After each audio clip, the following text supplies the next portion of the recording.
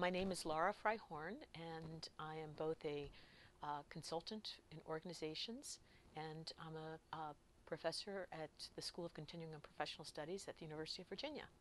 I teach organizational development and learning, strategic leadership, and staffing and career management. And I also teach one undergraduate course that's Strategic Human Resources Management. It's the capstone of the undergraduate program. To me, human resources and organizational development is the way that you move an organization, that you develop an organization. If it's unhealthy, it's not going to get healthy by itself. And organizational development and human resources is really the foundation of where change can happen effectively.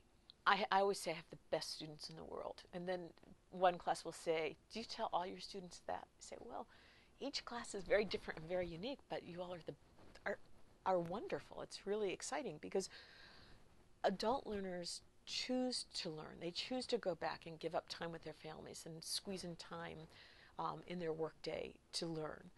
And so you have, even though it's very challenging, some have kids, their kids get sick, it's very challenging, they continue because they want to learn. One of the things I learned very early on when I was consulting is that it always involves a process of learning.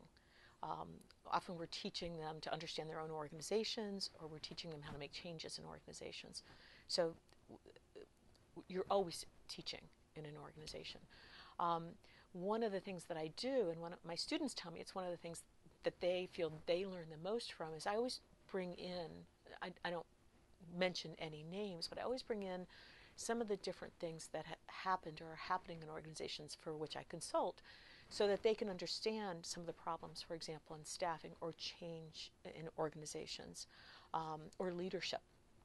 My students come in with the expectation that they are here to learn. And so I think it's a very different setting because some of them have organizations that pay for their education, most of them pay for it themselves, but they come in with the expectation that they are there to learn and want to learn. And I think that really it sets adult learners apart, but in particular, I think it sets our students apart.